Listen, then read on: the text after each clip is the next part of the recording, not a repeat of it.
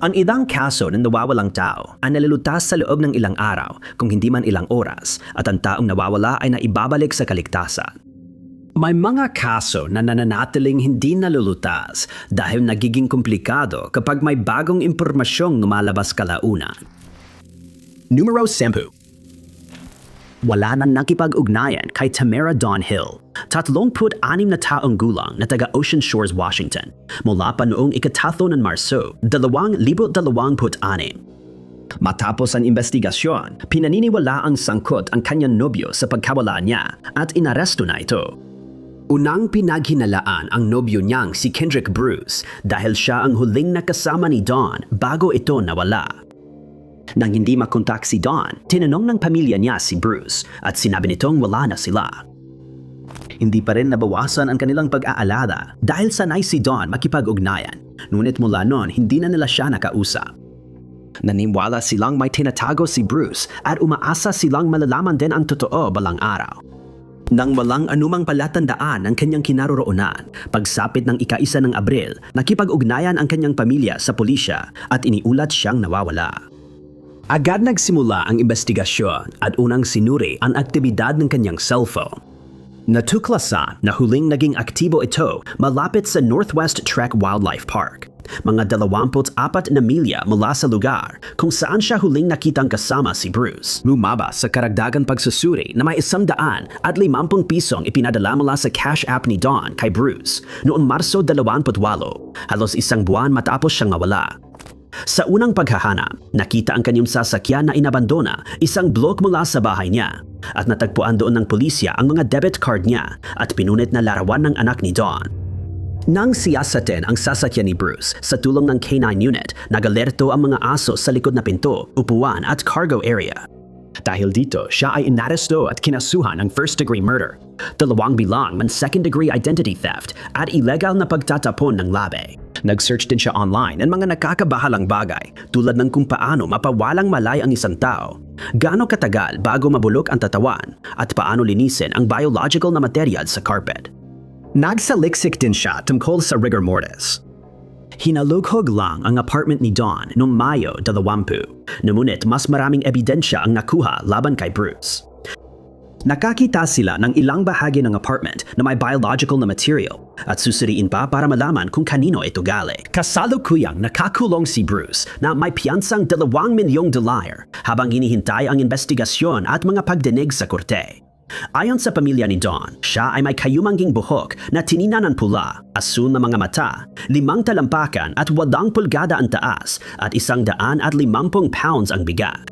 May mga tattoo siya sa binti, braso, likod at dibdib na pwedeng makatulong sa pagkakakilanman. Kung may alam ka tungkol kay Dawn o impormasyon na makakatulong sa kanyang paghahanap, makipag-ugnayan sa Tacoma Police Department sa 253-287-4455.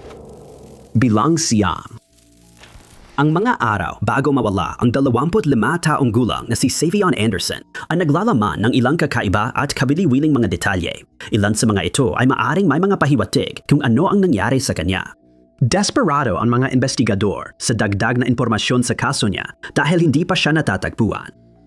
Noong Hunyo ng 2026, si Savion ay miyembro ng militar at siya ay naka-assign sa Fort Bragg sa North Carolina. Kasal siya kay Jasmine Mowry na buntis at mangganganak ngayong Agosto. Ang mag-asawa ay taga Fayetteville pero mula pa noong unang bahagi ng 2026 si Savion ay sa barracks na nakatira matapos magsampa si Jasmine ng protective order laban sa kanya dahil sa alitang domestiko. Tandaan na ibinasura ng korte ang kaso at nalampasan na nila ang insidente. Sabi ni Jasmine, huling nakita niya si Savion sa kanilang bahay noong Hunyo 23 nang umalis, itong kasama ang ilang sundalong kasamahan pabalik sa base. Dumabas na sa Comfort Inn sa Fayetteville pala siya nanunuluyan at may nangyaring kakaibang insidente doon. Nagbayad siya para sa inn hanggang Hunyo 25 pero mukhang nagdesisyon siyang mag-extend ng isang gabi pa.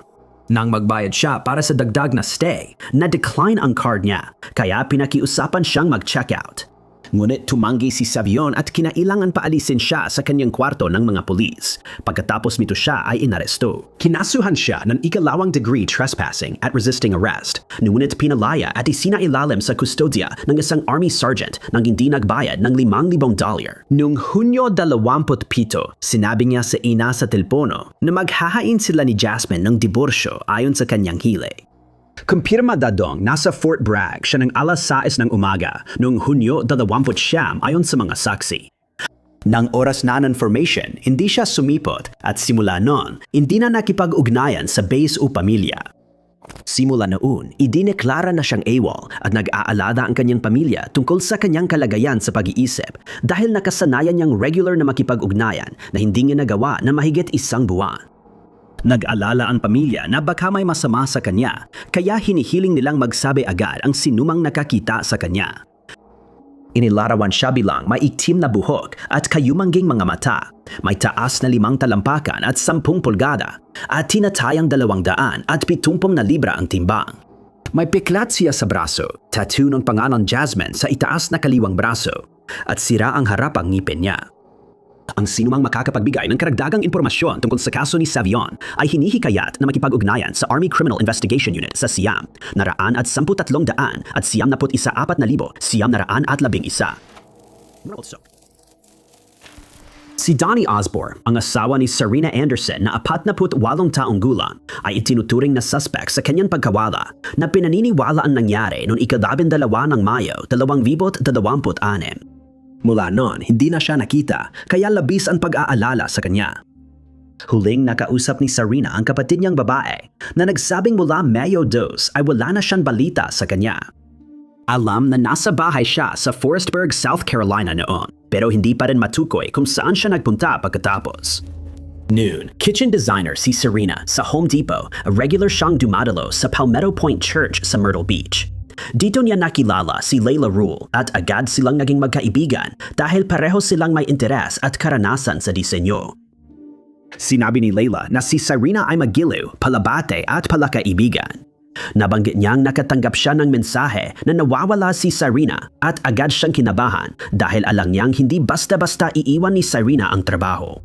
Doon nagsimulang tumimo ang bigat ng sitwasyon nang hindi siya pumasok noong Mayo 14 at makalipas ang 5 araw, ipinaalam ng kanyang kapatid sa pulis ang pagkawala ni Serena at isinampa ang kaso ng nawawalang tao sa Horry County Police Department. Si Osborne ang natukoy bilang huling taong nakakita sa kanya at sinabi niyang huli niyang nakausap si Serena sa kanilang bahay sa isang nakakabahalang pag-uusap. Ayon sa kanya, biglang nag-impake si Serena ng kanyang mga gamit ng maaga ng umagang iyon at pagkatapos ay umalis siya papunta sa hindi matukoy na destinasyon.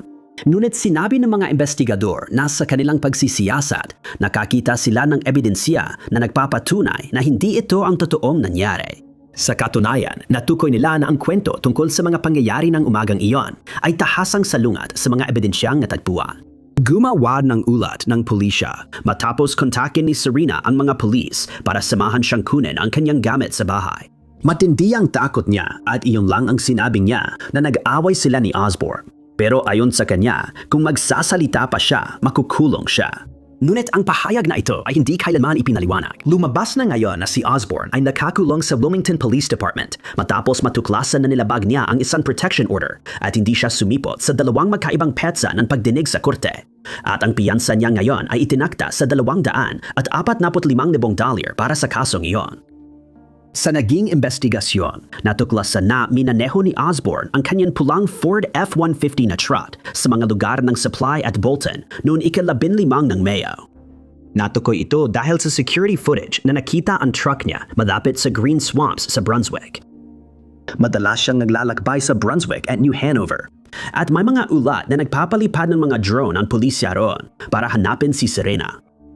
Opisyal ng person of interest si Osborne sa kanyang kaso at nagpapatuloy ang investigasyon. Inilarawan siya na may blondeng buhok, kayumangging mga mata, may taas na 5 talampakan at 3 pulgada at may timbang na 165 libra noong huli siyang nakita. Sino mang nakakita kay Serena ay maaring mag-ulat ng impormasyon sa Horry County Police Department tip line sa 843-15-8477. Numero 7. Ang kaso ng pagkawala ng 30 taong gulang na si Benjamin Brubaker, na kilala ng kanyang mga kaibigan at pamilya bilang Ben, ay nagsimula sa magulong paraan dahil magkaiba ang kwento ng kanyang ina at kasintahan kung kailan siya nawala. Matigas ang paninindigan ng kasintahan na huling nakita siya Oktubre 6, 2025 samantalang iniulat ng ina na nakausap pa niya ito Oktubre 13. Ang mahalaga, ilang buwan na siyang nawawala at kailangan siyang hanapin. Nagtapos si Ben sa Ashland High School sa Ashland, Ohio, kung saan siya nakatira nang mawala. Bago siya nawala, nagkaproblema siya sa batas dahil nakulong siya matapos mapatunayan nagmaneho ng lasing. Pero sabi ng nobya at pamilya niya, maayos na ang buhay niya noong nawala siya. May maayos siyang trabaho at sanay makipag-ugnayan sa ina hanggat kaya. Sabi ng kapatid ni Ben, nawala siya noong Oktubre 13 ng taong iyon.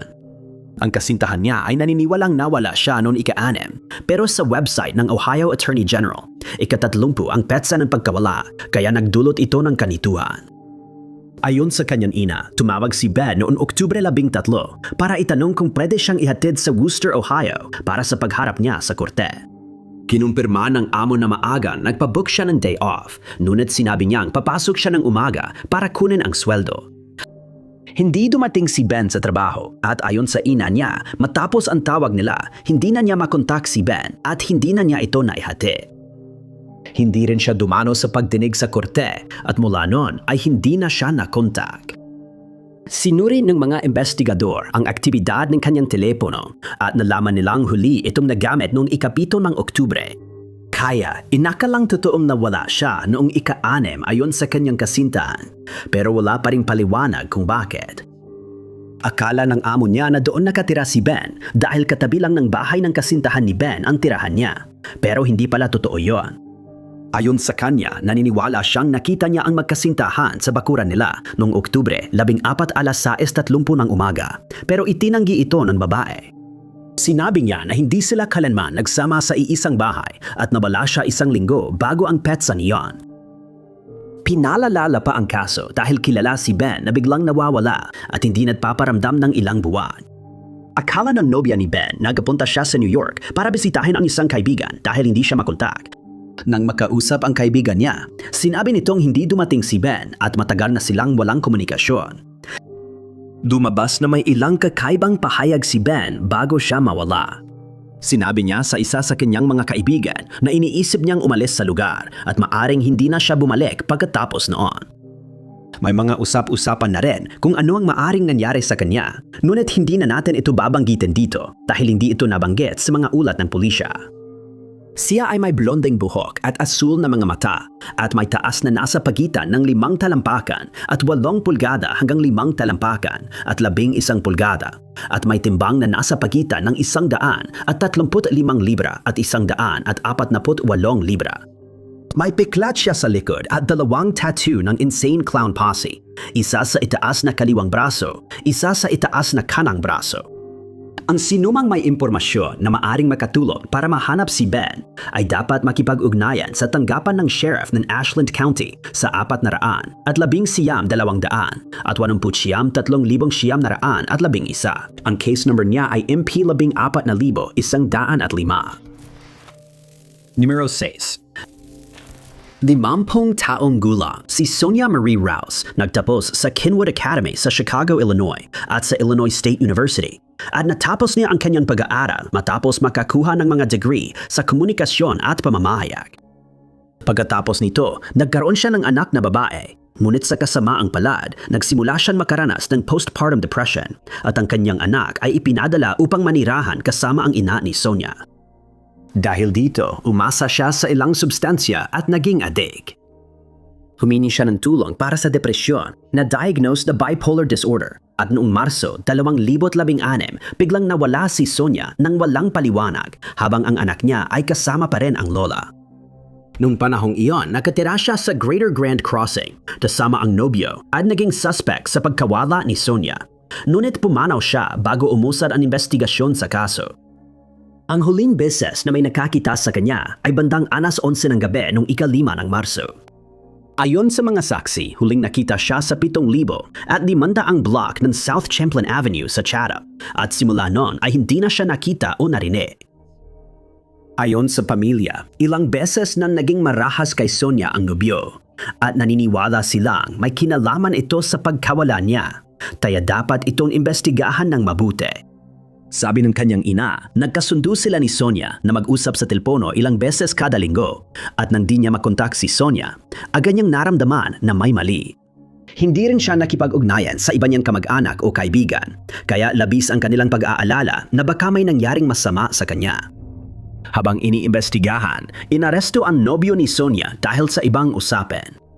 Habang nakakulong, may corrections officer na nag-ayos ng interview niya sa mga detective, pero hindi ito pinayagan ng Chicago PD sa di malamang dahilan. Sa huli, pinalaya siya noong 2018, 2 taon, matapos ang pagkawala ni Sonia. Ngunit tila bumalik siya sa dati niyang gawi at nawalan siya ng buhay dahil sa pagkagumon sa ipinagbabawal na gamot. Walang ulat na na-interview siya at di rin sinabi ng pulisya ang dahilan. Hanggang ngayon ay nawawala pa rin si Sonia at inilalarawan siyang may kayumanging buhok at kayumanging mga mata, may taas na 5 talampakan at 9 na pulgada at may bigat na humigit kumulang 170 pounds.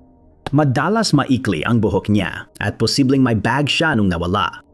Ang sinumang may karagdagang impormasyon ay hinihiling na makipag-ugnayan sa Chicago PD Area 2 sa 300 at 12,700 at 47,578 at ang numero ng kaso ni Sonia ay MP 38,261.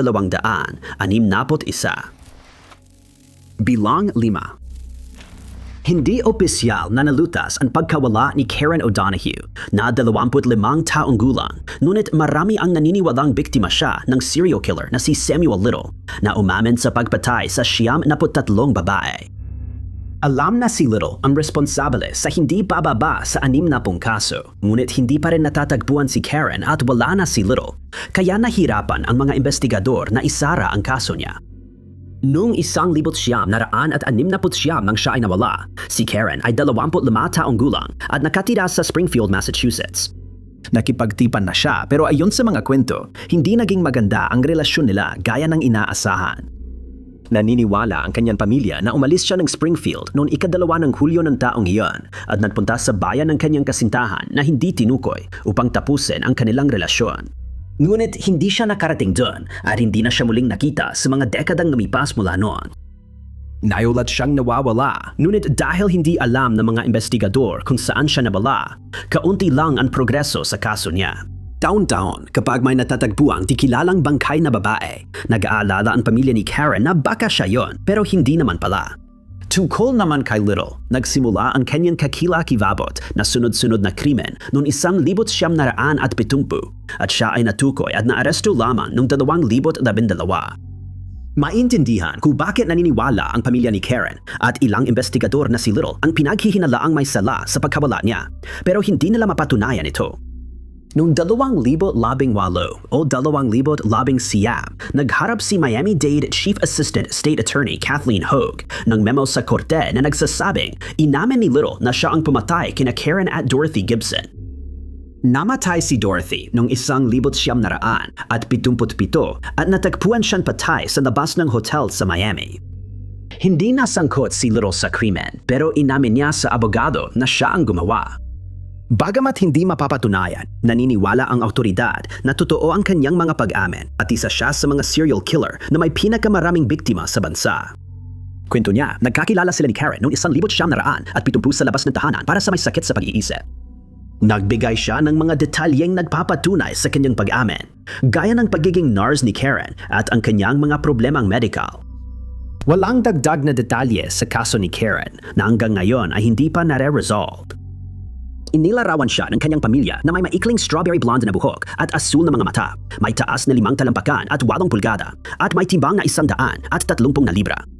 May pekla din siya mula sa skin graft sa isa sa kanyang mga daliri at isa pa sa kanyang tiyan. Ang sinumang may alam kung ano ang maaring nangyari kay Karen ay dapat makipag-ugnayan sa Springfield Police Department sa 413-787-6300. Ang case number 9 Karen ay MP 10,038. Hang a pad. 18 taong gulang si Teresa Lynn Fitton nang mawala siya sa Fort Lauderdale, Florida at pinaniniwalaan ng pamilya niya na maaring biktima siya ng krimen. Dahil hindi pa nare-resolve ang kaso niya, hindi pa ito napatutunayan. Noong 1,000 fitness naraan at 70 si Teresa ay estudyante sa Stranahan High School at meron siyang berdeng 1,900 at 66 Nash Rambler. Sa bakanting oras niya, nagtatrabaho siya sa hotel malapit sa dagat at sinabi sa pamilya na gusto niyang maging oceanographer o artist.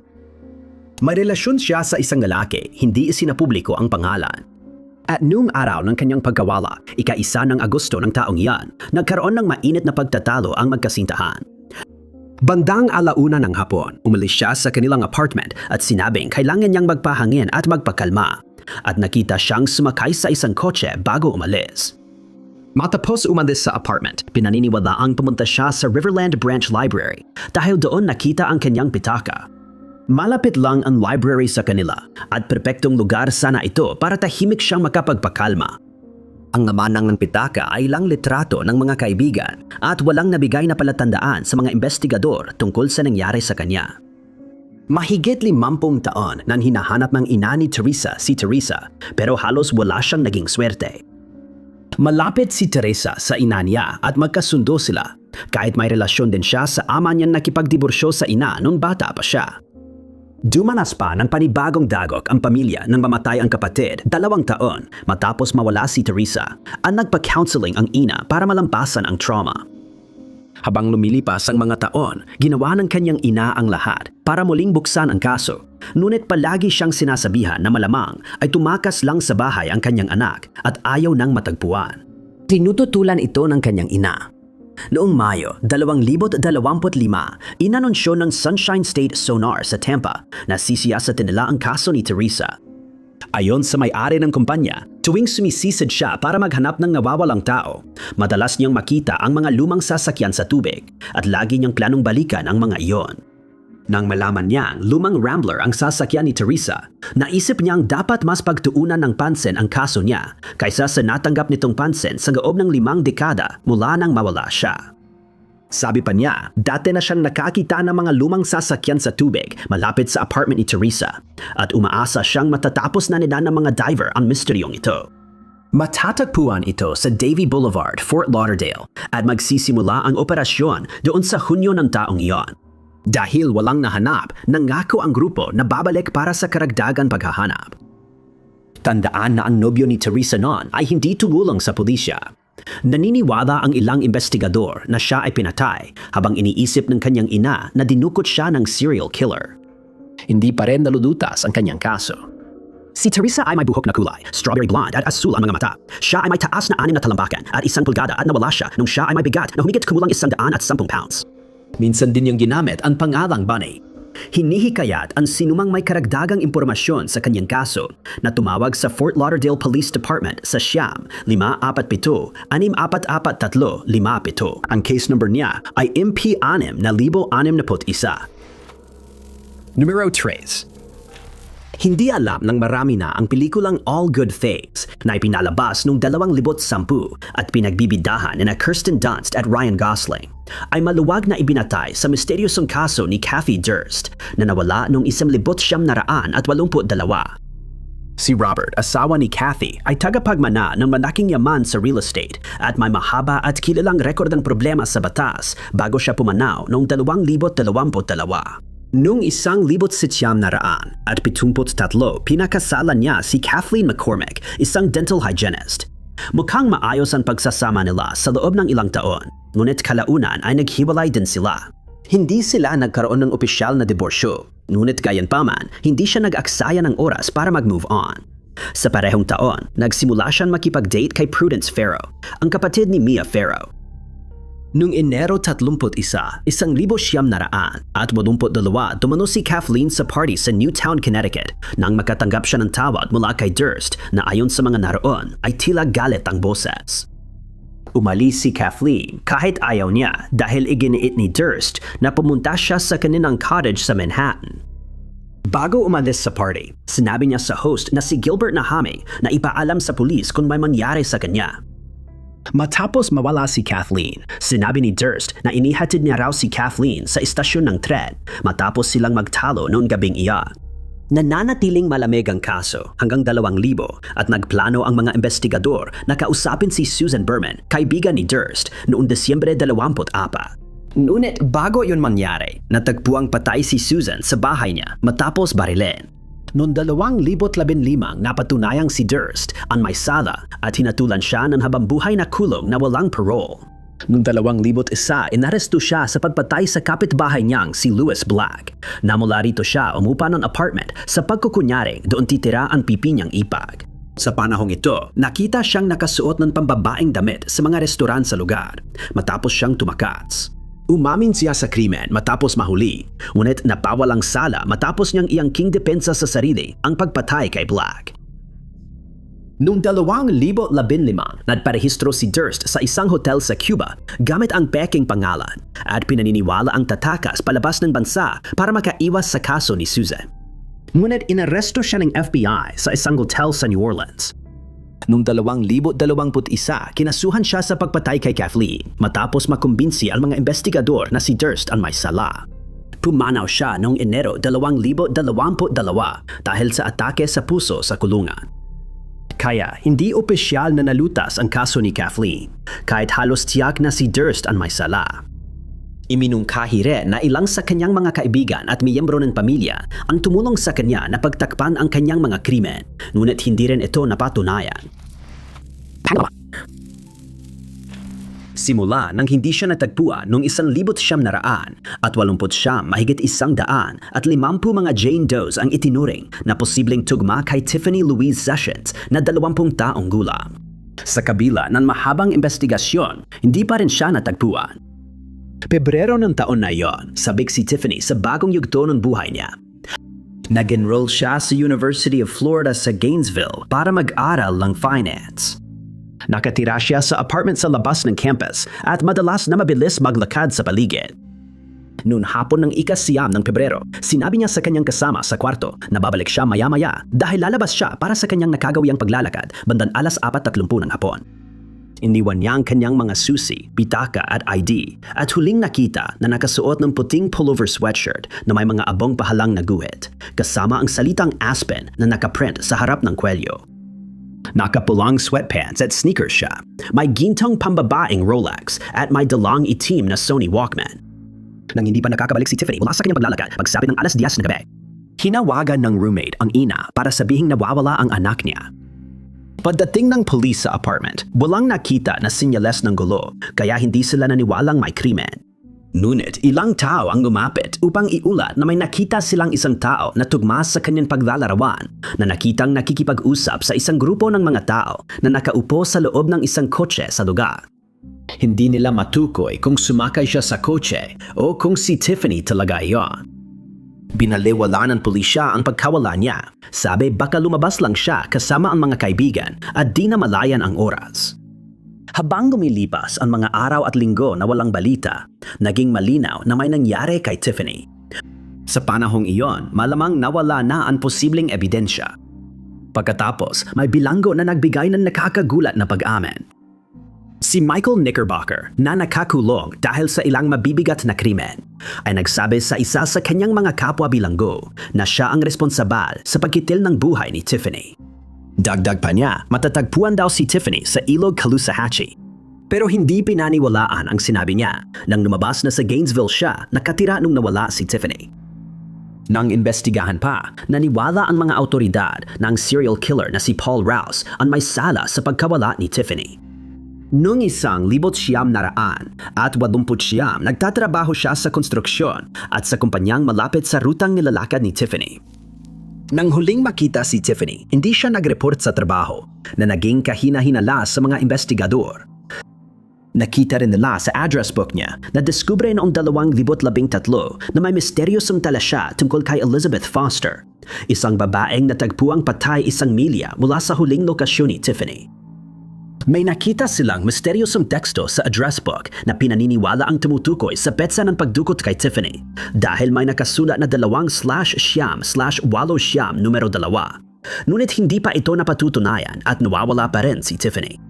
Inilarawan siya na may strawberry blonde na buhok at kayumanging mga mata, may taas na 5 talampakan at 4 na pulgada, at may bigat na 125 libra.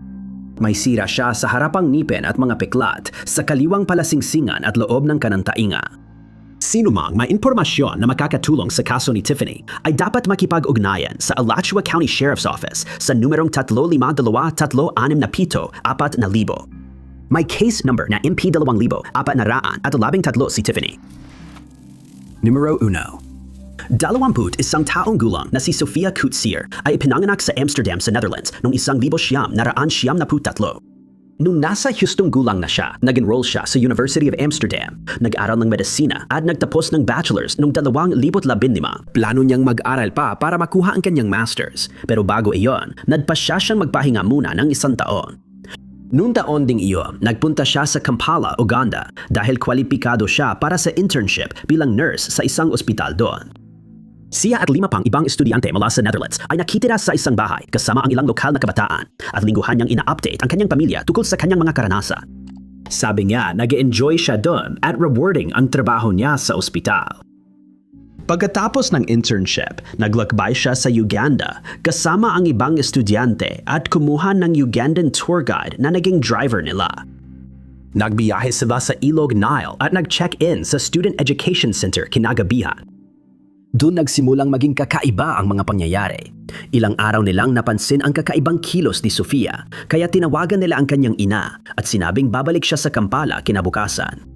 Pagdating nila sa tutuluyan, sinabi ni Sofia na pupunta siya sa banyo sa kabilang gusali. At matapos niyang maglakad papunta roon, nawala siya at hindi na muling nakita. Nang hindi siya bumalik, ipinaalam ng mga kamag-aral niya sa mga park ranger at hinanap siya ng mga ito noong hapon, pero hindi sila nagtagumpay. Kinabukasan, naghanap muli gamit ang mga asong panghanap, helicopter at ilang bangka at natagpuan ang bote ng tubig niya sa gilid ng ilog. Hinaluhog ang lugar pero wala pa ring napala. Nagkaroon ng kakaibang pangyayari sa kanyang kaso, kaya kinabukasan muling hinalugog ang lugar. Sa puntong ito, naging mas nakakakilabot ang takbo ng kanyang kaso. Natagpuang magkakabuhol na piraso ng tela sa loob ng 100 at 30 talampakang lugar. May mga pirasong nakatali sa sanga ng puno at nang makolekta lahat, nabuo ang isang bias ng pantalon ni Sofia. Makalipas ang kaunti, natagpuan ang isa sa kanyang sapatos na kapansin-pansing malinis kasama ang kanyang mga insole, salaming pang-araw at ang kanyang pitaka. Natagpuan ang kanyang panloob na nakasabit sa kalapit na puno na posibleng inilagay ng hindi kilalang tao. Walang natagpuan at misteryo pa rin ang nangyari kay Sofia. May gantimpalang 10,000 pound para sa impormasyong makatutulong para tuluyang malutas ang kaso ni Sofia. Maaring isumite ang ganong impormasyon sa tip@peterrdevries.nl. Salamat sa panonood mga kaibigan. Kung nagustuhan mo ang video na ito, siguraduhin pindutin ang like button. Huwag mo ring kalimutan mag-subscribe at i-click ang notification bell para lagi kang updated sa lahat ng aming mga susunod na uploads. Ako nga pala si Top 5 Unknowns at makikita tayo muli sa susunod.